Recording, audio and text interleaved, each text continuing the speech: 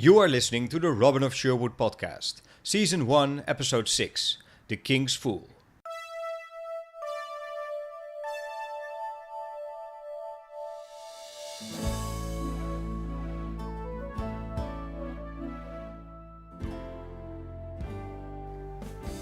Hello everybody and welcome to the Robin of Sherwood podcast, live from our studio, also known as my kitchen here in Amsterdam.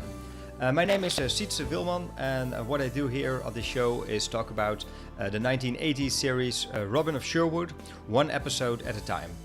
Calling in from the UK is the man with the sharp eye for details, Mr. Andy Chesney. Hey, how's it going? Yeah, I'm good, thanks. Yeah, we made it till the end of the season because this is the last one. Yeah, it is, isn't it? The season finale, The King's Fool, yeah. The King's Fool, yeah. I enjoyed watching this one again this week. So you want to jump right into the story? Yeah, I'm happy to. Okay, yeah. Cool. Well, this one starts straight away. There's no scene before the titles roll up. Don't really know why that is, because sometimes they have a little scene just before that, and then the tune comes in. This time they chose not to do that. Yeah, that's true. Nice little observation. That it's one of there's only two Michael Praed episodes that don't have a pre-credits scene, and that's The King's Fool and Lord of the Trees in series 2. So yeah, they're the only ones under Michael Praed that don't have an opening scene. But I guess they just felt we didn't need one, and it gets straight into the story after that. Yeah. So after that, after the titles do roll up, we see a knight riding through the forest. The situation is not unlike what we have seen in Seven Poor Knights. Maybe that's why they decided not to show this before the titles roll up, because it's quite similar. We see unknown people riding through the forest, being sneaked up by other people we don't know yet as viewers of the show, because that's just what's happening here. Yeah, and it's quite a long sequence as well when you actually see it right through, because obviously you've got this band of you've got this sort of group of outlaws that obviously attack the knight, and at first it's made to seem like they could even be sort of Robin's men. I mean, we know they're not, but it kind of becomes clear that they're sort of trying to be Robin's. They're trying to give that impression almost as they attack this knight. But anyway, yeah, the sequence follows right through. Robin and his men then come to the knight's rescue. They chase the men off. Well, they shoot down a lot of them, and then chase them off, and then it just carries on, and they then get to know this knight and find out who he is. I kind of like the fact that we get to see other outlaws out there as well, and the difference between them and Robin's men. It's becomes clear when the knight asks from you're outlaws, and then Robin replies with yes, but we're not cutthroats. So that makes clear the difference, I think. I mean, they are outlaws with a moral code and with a cause, and the other guys aren't. Yeah, and again, that's a very good point. And and little things like that also just kind of, as we say, there are plenty of other cutthroat outlaws around in the forest. They would have been in those days, I guess. And but yeah, Robin doesn't. His men aren't actually. They won't just kill for no reason. And we hear Robin say that he was hunting those other outlaws for quite some time. So apparently he felt that it was his responsibility to keep the woods safe from those kind of outlaws. So it was really, marking his territory there. Yeah, Robin has a lot of pride in Sherwood Forest. Every now and then we hear just one or in episodes we hear one or two lines, about sort of what Sherwood means to them. And yeah, he's very much a Robin of the Forest. Especially in this version, with Michael Praed, sort of very, the Sherwood Forest really means a lot to him. And it's their fortress to him. He's almost like the king of this fortress, And yeah, so he doesn't want these other outlaws giving him and his men a bad name, and that's not how he wants things done. Yeah, and they're acting like hosts to the unknown knight, who introduces himself as a Chevalier déguisé.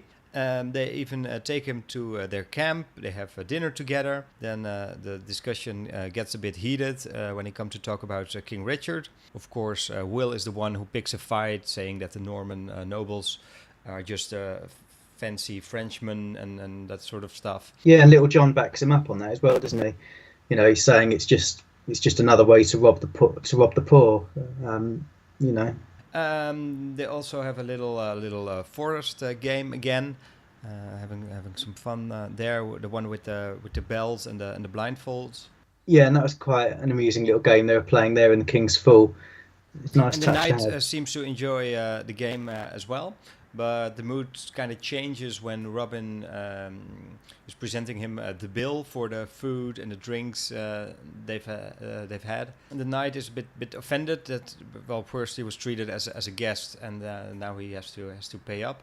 And they agree to settle the argument with a wrestling match between the mysterious knight on the one side and Little John on the other.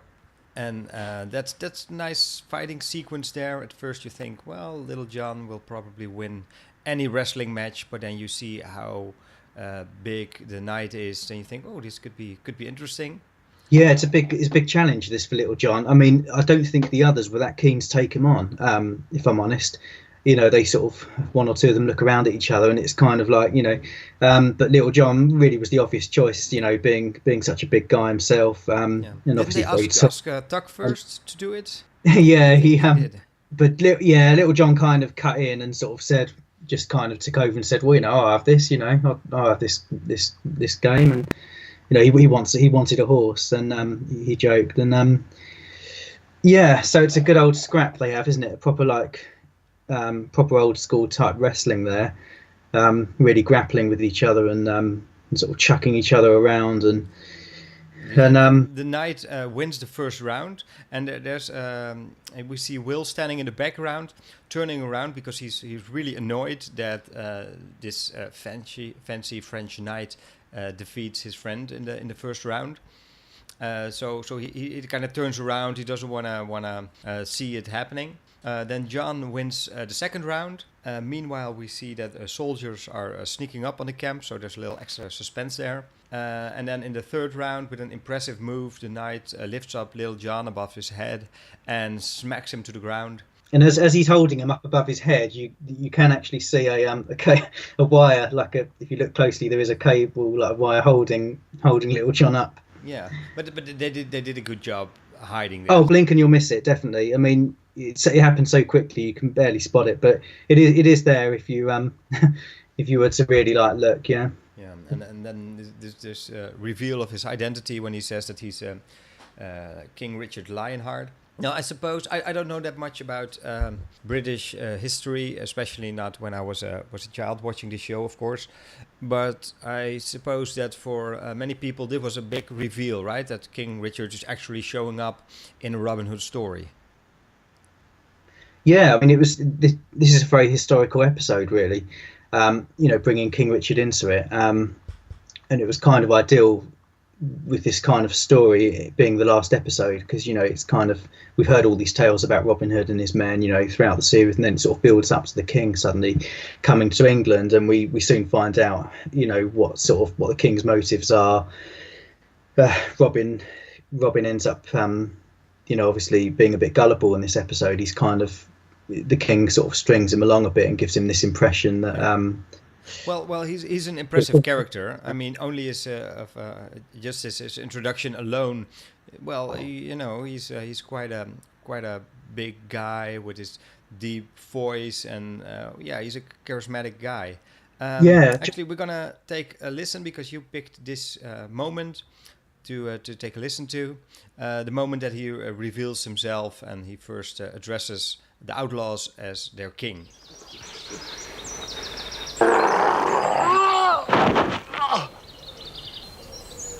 I ride to Nottingham. Who are you? Lionheart.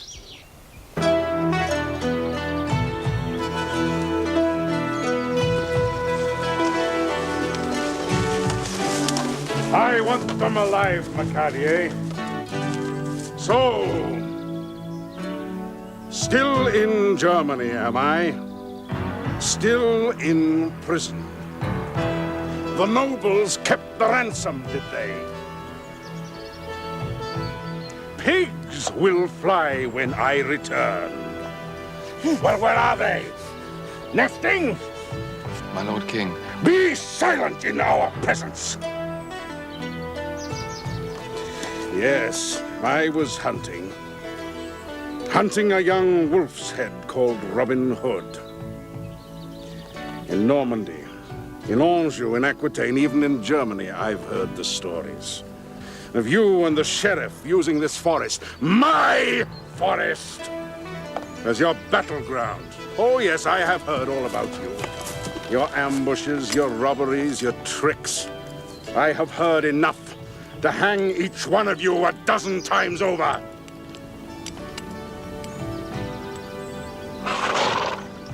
Ah! God's legs, you're a wild lad, Robin. And you saved the life of your king. And that wipes the slate clean.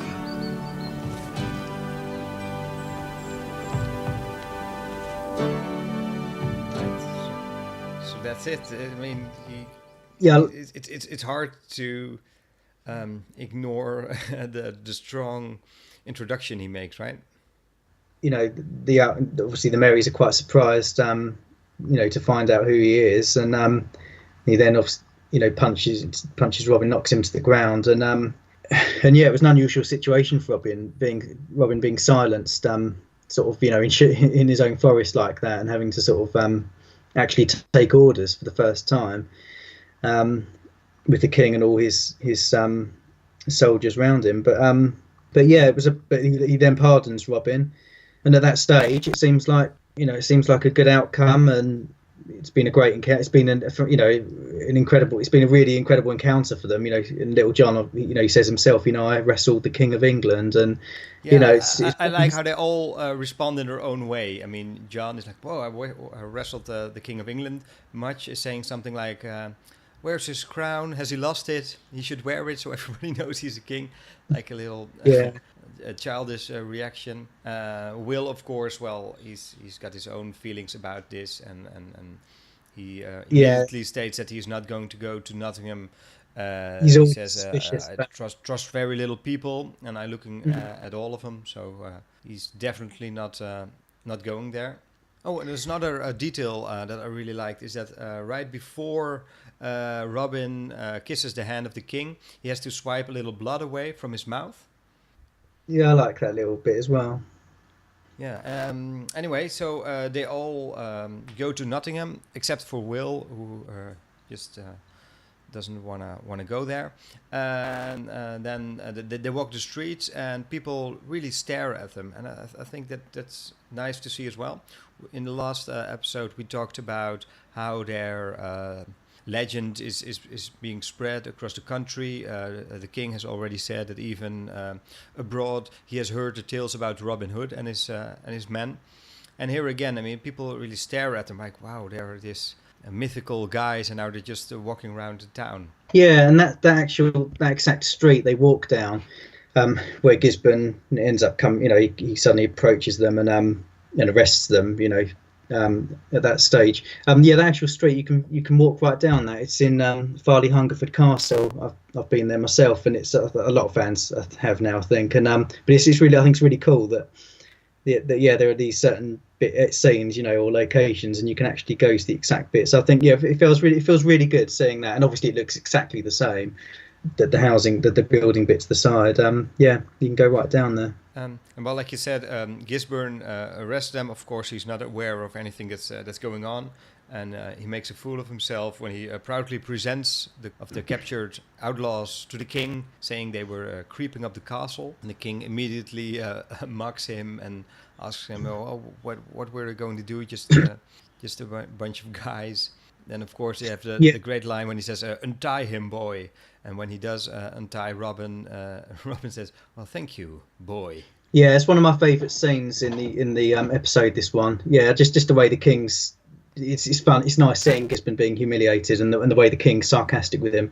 An ambush, excellent, you know, and then he keeps mocking him, and the way he really shouts at Gisborne, the way he bellows, you know, when Gisborne says, well, you know, why should they come, and he really bellows, you know, because I am the King of England. The way he really shouts at, you know, shouts it out, and then of course Robin and his men get to wine and dine. They get that big feast, and at the sheriff's expense, don't they? In the castle hall, they get to enjoy a big meal. We see the sheriff and the Abbot Hugo sitting in a corner, just sulking because, well, their position is at stake, and their great biggest enemy is now being treated there on a feast. What I also like is that right before they go to dinner, Robin makes a speech. Well, we know that he can make an impressive speech. We've seen that in Robin Hood and the Sorcerer Part 1, Robin Hood and the Sorcerer Part 2. But here it doesn't work because there's a lot of noise in the background. People don't really want to listen to him. They're moving tables and stuff around. The king won't even let him finish what he's saying. And, well, it's all in there, how it's going to go down. Yeah, the king kind of humours him a bit. He sort of says, well said, a man of the people, but you get the feeling that he's not really listening properly. And it's, as you say, no one else in the hall, actually, in the castle hall, seems to be listening at all. There's a lot of background noise, and it's almost like really the king's the only one he's kind of and Hubert Walter next to him. It's almost like really they're the only ones even slightly listening. But yeah, the king's just enjoying the sheriff being humiliated here. It's that's what he wants here, to kind of annoy the sheriff by doing this. I must say, I always wondered why Robin is so keen on agreeing to fight for the king. I mean, the next day after they had their feast, they wake up and the king asks Robin to fight for him, and he immediately agrees. I think that's a pretty weird move. It's because in Robin's mind, he thinks King Richard's a good king, so he's kind of really proud of sort of the thought of serving King Richard and fighting for his cause. Because I think he obviously thinks he's a bit gullible, and he thinks that the king's going to be different to the sheriff, and that he won't allow corruption and in the Shire and things like that. So he obviously just thinks that things are going to improve. I'm not sure why he'd think that in some ways, because if you think about it, there's a political system here. You've got sheriffs, you've got all these different people, involved with places, and obviously the king's at the very top. But I think a lot of it comes down to him being pardoned. I think partly because the king pardoned him, that almost tricks Robin. Because if you think about it, Robin's a known outlaw, and actually the king could actually have him hanged straight away, really. So I think that's where the trick comes, and it's sort of that's what does it. So once he's been pardoned and he's then allowed into Nottingham, he just assumes that the king wants him. And obviously Robin feels good because he then, once he starts demonstrating his skills, doing all that archery, in his mind, he's just totally taken in. He thinks he's going to be a big player. He thinks he's going to be a big player for the king. Yeah, and he's not only agreeing on fighting for the king, he's also excited about it. Yeah. And he sends Much to fetch Will from the forest and tell him we're free. And we do see Will in the forest. He gets a visit from Herne, who shoots an arrow with a message to him. And like you said, in the castle, the king sets up a council where, as entertainment, the merry show their skills. We see John do a staff fight. We see Robin shooting some arrows. And meanwhile, the nobles can actually buy back their titles and their privileges.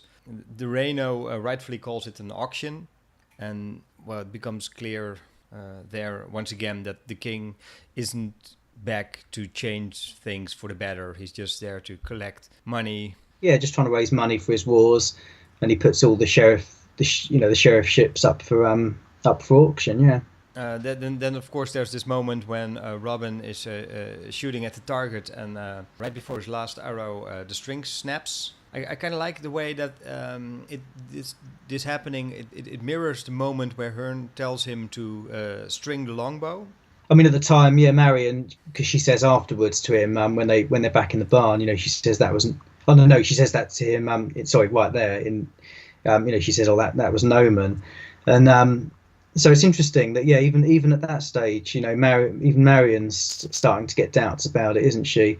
I do think it's a pity that she has to explain the symbolic meaning of the bow failing Robin. I mean, we as viewers, we're smart enough to figure it out for ourselves, but that's just That's just my opinion. She didn't have to say that. We already took it that way, right? Yeah, I think we did. I think they overdid it a little bit there. Then again, you're right. Marion is questioning Robin's decisions. So is Nazir. He decides to leave. He just, without saying a word, he just walks out of the castle. And the silent man Nazir. Yep, just walks away, doesn't say anything. Yep. And then Robin has his has this bust up with he sort of has quite an emotional sort of fallout with Little John in the barn, doesn't he? Yeah, he does. Because still, Robin doesn't see what's actually going on. I mean, when John says Nazir left, all Robin has to say is, "Oh, he'll be back," when it's clear to everybody that he won't be back. No. And then John tries to talk some sense in him. I really like the way he does that, so I picked that moment to have a listen to. Nazir's gone. Gone? I saw him, heading for Sherwood. He'll be back. No. He's gone for good. We won't see him again. Why? Look, maybe he sees things clearer than you do. What's that mean? You've played into Richard's hands, haven't you? What are you talking about, John? I mean, he's pardoned us. Oh, yes, and mercy has to be paid for. You heard it. Listen to me, John. You I'm never tired of listening to you! He's used you. He's used all of us to humble the sheriff parading us in front of him. Well, what's wrong with that? You can't see it, can you? No. We're his pets. The wolves, clever King Richard trapped and tamed. That's enough, John. You're dazzled by him, aren't you? He's got to snap his fingers and you're running around his legs like a little dog. Hey, say something funny, Robin. Show us some swordplay. Let's see your skill with a longbow. Tell us how to run the country. Do you really think he listens? I know he listens. He's laughing at you. They all are. What does he care about England? How long's he ever spent here? A few months and he's off again, isn't he? When he's drained the country of money. You were a serf. He gave you your freedom. Oh, yes, to die for him in Normandy. Well, he could have died in Sherwood. Then I'll choose Sherwood. Come on, lad. John? I loved you, Robin. You were the hooded man. Herne's son. The people's hope. Now you're the king's fool. I love Clive Mansell, as Little John. He's such a brilliant actor, but that scene, especially with it being quite emotional, because John feels really sad here that he's having to leave Robin. The situation's now getting out of hand. Yeah, he really does that in a great way. At first, the scene didn't go so well. I think I've read somewhere that they tried to shoot it at the end of the day, and it just didn't come out the right way. And then they decided to pick it up again the next day, and then in one take, it was all perfectly done. Yeah, well, I'm glad they did. Whenever they chose to do it in the end, because it was spot on. It was a brilliantly acted scene. That so. Yeah, and I think it's really good that John is the one that gets to deliver the message the strongest to Robin. I mean, he's very loyal. When you come to think of it, he's probably the one who believes the most in Robin's cause, I think. They all have their reasons to join Robin, but John seems to be the one who's the most invested in what they're actually trying to achieve. Yeah. It's really sad for John having to leave Robin, because he, as you say, he's kind of like Robin's best friend in a way. And in quite a lot of Robin Hood versions, Little John is kind of known as being his right hand man. And I feel that is the case in Robin of Sherwood too. But yeah, it's really sad for John having to kind of leave Robin, because it's the last thing he wants to do. But he can just see the situation. He can see the bigger picture here, and he can see through the king and what's going on. And sadly he feels he has to make this decision, because to walk away from Robin, because obviously he's not prepared to be involved with the king and get caught up in all this in this nonsense, really. So yeah, it's very sad, and it's quite moving when you see him when he walks out of the castle. You pretty much see you pretty much see a tear in his eye, and I always think it's quite. You see him grab, he has Martin next to him. The young lad. I always think it's quite sad when you see him sort of grab Martin and then just sort of throw him to the side, and it's just, little John doesn't mean to do that, but it's just, he's just so upset, about the situation, and he just wants to be on his own. Yeah. And yeah, he just brushes Martin off next to him, and that's right. And goes. He's not just angry. He's also sad. I do feel that they're being a bit too explicit about that again when Much enters and says, "Oh, I saw John walking away. He was crying." For me, that's the same as Marion saying, "Oh, the string breaking. That's an omen." I feel they're maybe underestimating us as viewers a little bit. I mean, we just saw how emotional John was, and that he wasn't just angry, but he was sad as well. They didn't have to, Yeah, it's just a way. It's John just a way of come in and tell us what we just saw. I know.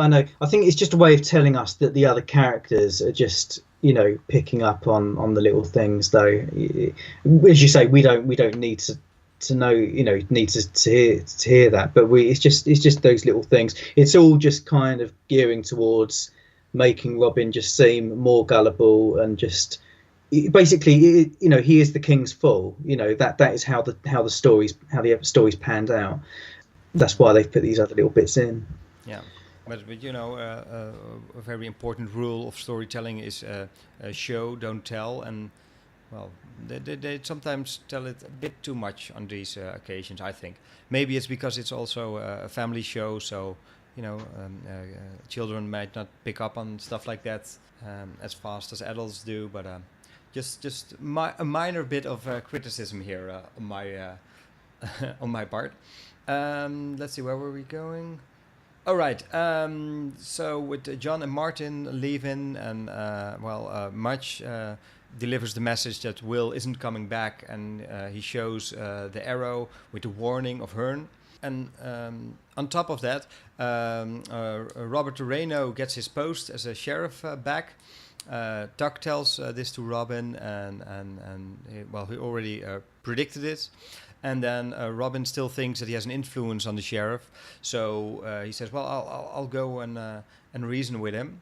But of course, King Richard won't listen to him anymore. Well, not even anymore. He just won't listen to him.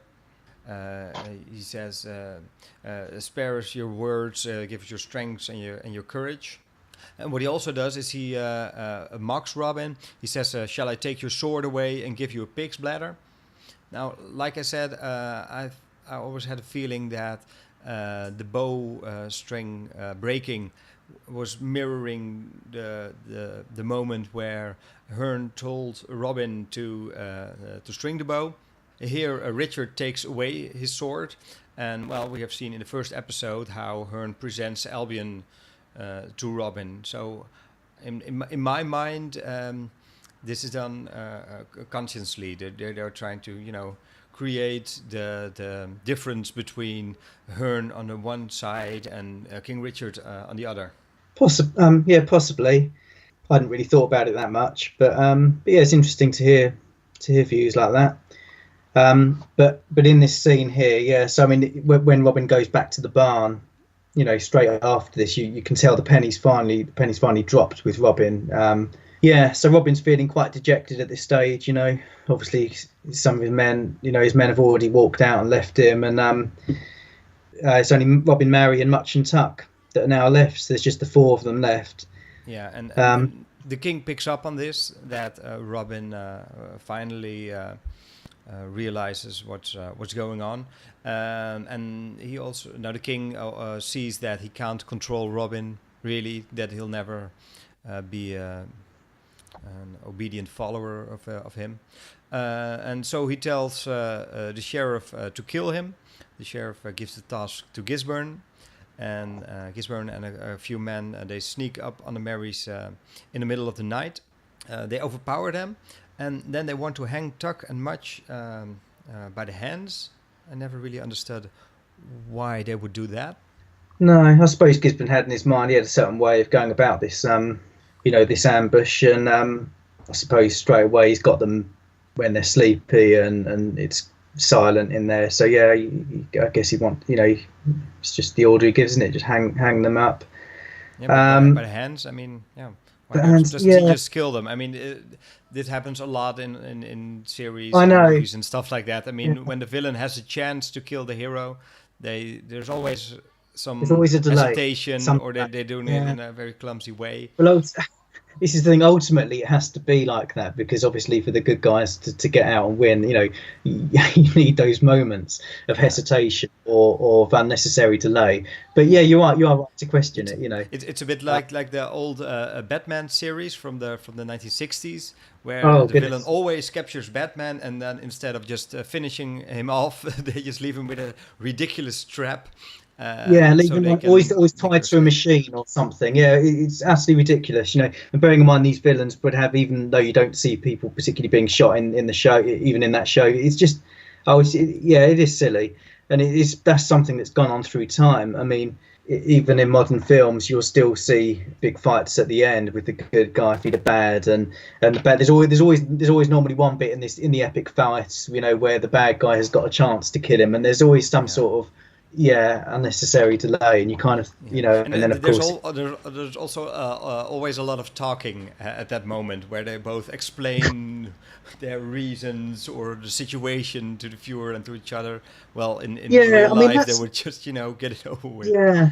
I think sometimes when you've got these villains and these feuds, if you like, that have been going on for a while, I think it's not necessarily totally unrealistic that there wouldn't be a bit of talk.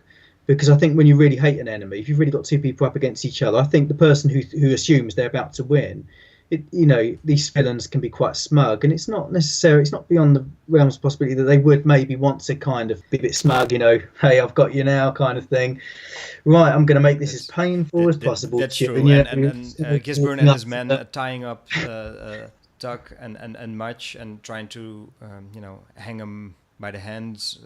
I don't really know why they would do that, but it doesn't cause a lot of delay, and he's actually trying to be quite smooth with it. But still, there's an opportunity for the outlaws to escape. When Marion gets her hands on a crossbow, she shoots Gisborne in the back. Yeah, this is a really drastic scene. This last bit here.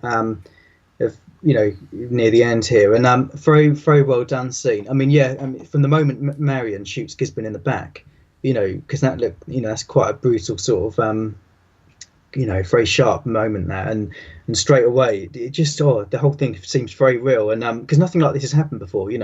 Gisborne's never been shot by one of the Marys before, and it's but literally they are about to be killed here by Gisborne and his men, and it's a very serious situation they're in, and it's great credit to Marion that in doing that, really, because they wouldn't have got out of there alive if she hadn't shot him.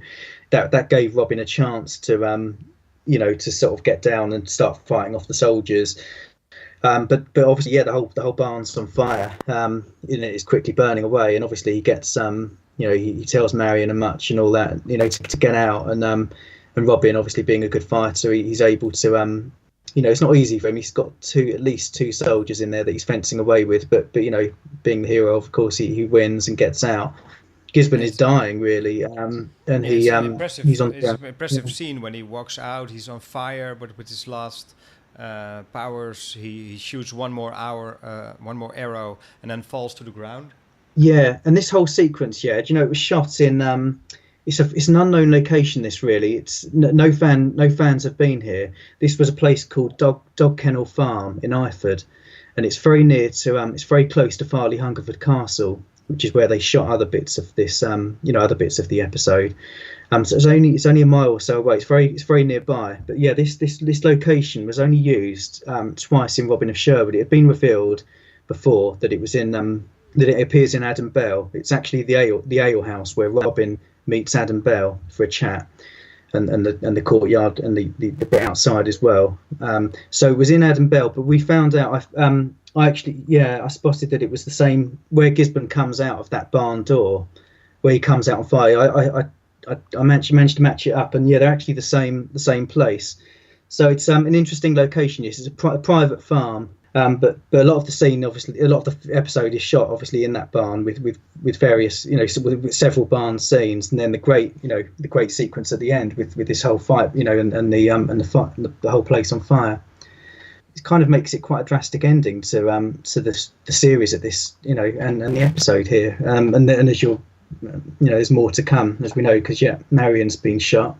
Obviously, you see Robin riding out of the castle gates of riding the castle entrance of Farley Hungerford Castle. He doesn't know. Robin doesn't know that Marion's been shot, because obviously he's in front of her, so we see the arrow in Marion's back, and it's interesting that Robin, he's actually riding off a long way, and it's only when he gets to Rhiannon's will, which is obviously in the countryside, it's only when he gets there he suddenly realises that Marion's been shot. She suddenly falls off the horse and starts to fall off. And by the way, if Robin didn't know that Marion was shot, which, well, I suppose he didn't, why did he go to Rhiannon's wheel? Yeah, we're not really told about sort of Robin's reasons for choosing that as a particular place to go. I mean, he certainly wouldn't know at this stage that the other Marys that walked out, he wouldn't know that they're particularly going to suddenly come back here and meet them. And he hasn't, as you say, as I said, he didn't know Marion had been shot. He clearly didn't. So, not quite sure really. Yeah, it's not the most logical place to go. I mean, it would have made more sense to go to the camp. Maybe it was Herne calling him. Yeah, I think maybe that's what we're led to believe, that he was actually going to maybe have some kind of encounter, or maybe Herne, perhaps it was, I think was involved in it somehow. Yeah, and then there's a quite dramatic scene when Robin does find out that Marion is shot, and she asks him to pull out the arrow, which would mean that she would die. And then in his mind, Robin calls for Herne. He appears and tells him to take out the arrow. He does so, and Marion seems to be dying at that point. And then Herne says something like, "The wheel is turning. We see the stones moving." And after that, we all of a sudden we see the outlaws coming back to Robin. Yeah, I also wonder if there's other consequences to this as well, because I think this whole where the wheel's turning, it's almost like things of certain events, that have been sort of reversed. And I do wonder if that's kind of the reason for Gisborne surviving as well, because obviously he then comes back in series 2, and because Gisborne effectively is dying, he's been shot, he's on fire. And I do wonder if perhaps, like, as part of this whole, because obviously the powers of light and darkness that are underway here, and with Robin and her, I do wonder if actually Robin, with Marion actually surviving and her being saved, I do wonder if actually as part of that, and that kind of there's something like that going on. I mean, the outlaws, they all come back and join Robin. I really like the hug between Robin and Will. I don't know, it's like an emotional moment.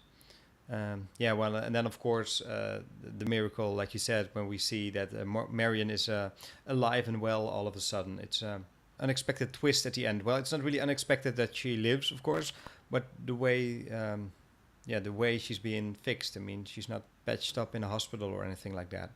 The ending was a bit far-fetched in some ways. The way it's just kind of, it's almost like we'll Herne to the rescue, and the wheel turns and it's all fine now. So don't get me wrong, it was done well the way we see it, but I'm not sure. I wouldn't say it's a great ending. The very last bit. I agree. I get why it's there. I mean, we have seen the wheel in the beginning when Robin's father dies. Of course, we've seen Herne in the first episode, so he comes back now. I mean, it does tie up the season very well, I think, but it. Just him fixing it has certain implications for things to come. That's a bit strange. I mean, if he can reverse death, then why do other people have to die? Yeah, it's just all part of this Herne's magic, isn't it? All this sort of powers of light and darkness, malarkey. In my opinion, it would have been better if Herne maybe, made the outlaws that left Robin come back. I mean, he could reach them, send them a message, something like that, or call on them and say, please return to your post, something like that. I think that would have been enough magic. It seemed to push the boat out a bit too far, I think, in the ending here. Yeah, one minor thing again. So this is a location just thing. This Rhiannon's Will place, by the way. No one, basically, the location of this is actually unknown. So this is actually one of the few places. Bearing in mind, so many locations are out there these days, and we know where a lot of places are filmed. No one knows actually where this Rhiannon's Will was shot. It was previously thought to be Brent Knoll, which is also where the Ring of the Nine Maidens is in Time of the Wolf, but actually it's not the same place. It is somewhere else. Well, maybe French magic costed that you can never find it, something like that, because everybody who's got a wounded girlfriend would bring her there, so it would get too crowded, I think. It's remained a mystery, this one, so... Yeah, interesting. I do like the scene where Robin and Marion embrace each other and kiss, and we hear the tune of Clannad, obviously the Together Free. I think it's very well chosen. We haven't talked much about the music in the past few episodes of the podcast. I think we're gonna have to pick it up later, but here it's very well chosen. The Together We, Together Free. Well, it really fits them getting back together and regaining their freedom as well, because they're no longer divided by the king. Yeah, the Together We track.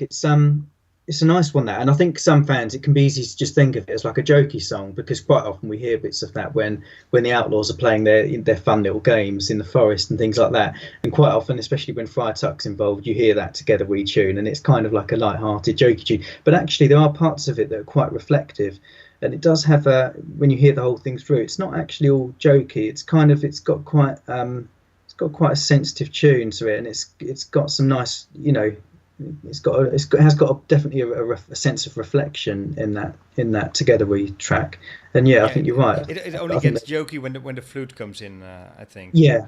But but it's well chosen in this scene, and you kind of expect the last thing to see would be Robin and Marion kissing or holding each other, or maybe the whole band of outlaws being back together. But as a matter of fact, the last thing we see is Herne standing there in a ray of light. Yeah, I think the episode was, basically a fight between Herne and the king over, who would get Robin on his side. Yeah, obviously partly that, and again it was kind of like it was almost like a conclusion, not a conclusion to the injustice with Robin and Robin Hood and Sherwood Forest the sheriff in Nottingham, but it was kind of like it leaves it in a place where you can tell the series can carry on, even though it's not a cliffhanger. Although having said that, we don't at this stage.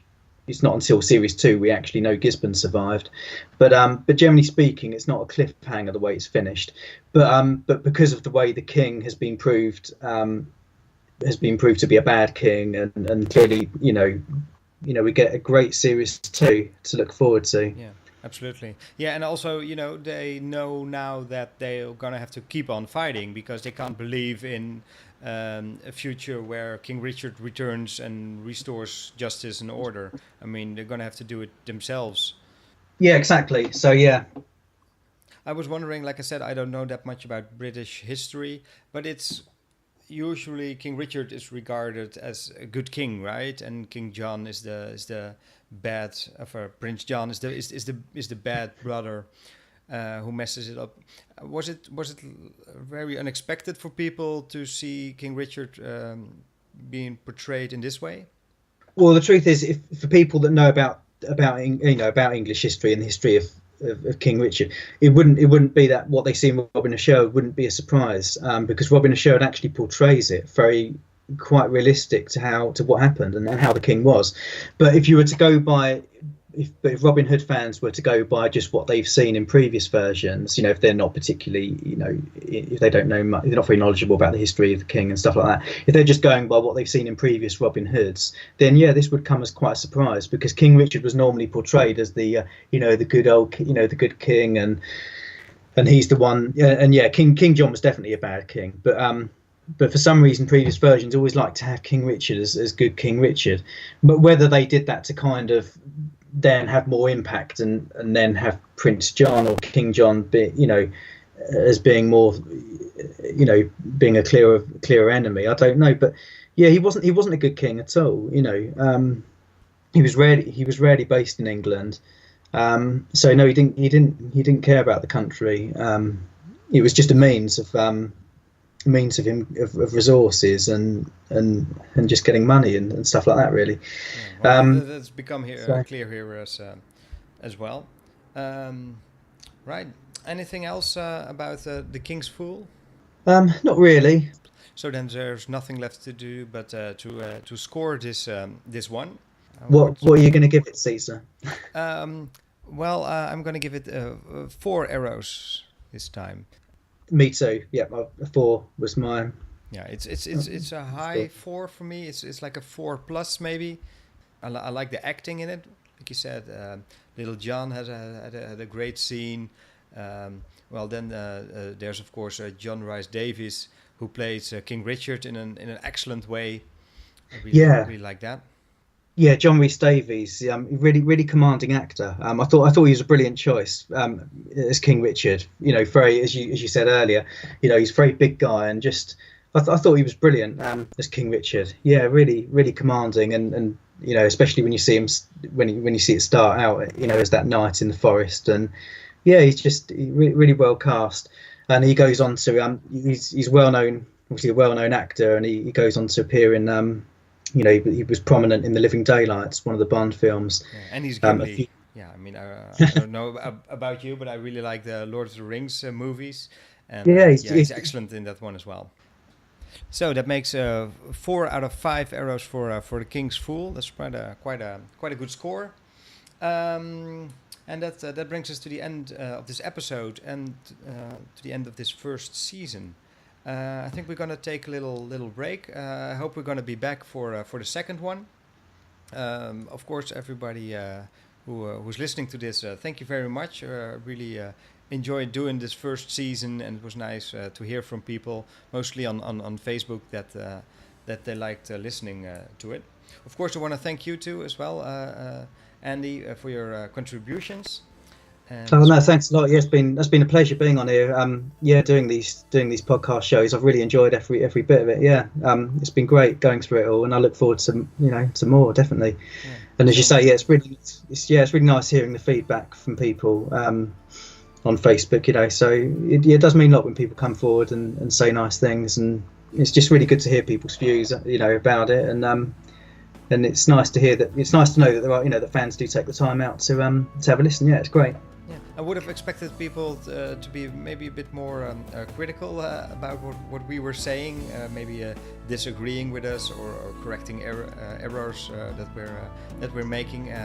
If you're listening to this and you do think that we are totally wrong on something, please let us know. You can do that on our Facebook page. Go to facebook.com/Sherwood Podcast and drop us a note.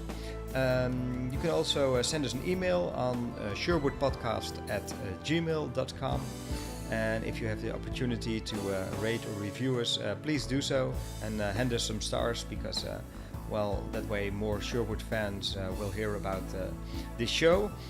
In conclusion, I want to thank Bram Brouwers for playing our theme music, and I also want to thank my wife for her technical support and her emotional support, but mostly her technical support. For now, I hope you've enjoyed listening to this first season of the Robin of Sherwood podcast, and we hope to get back to you soon, and may Herne protect you.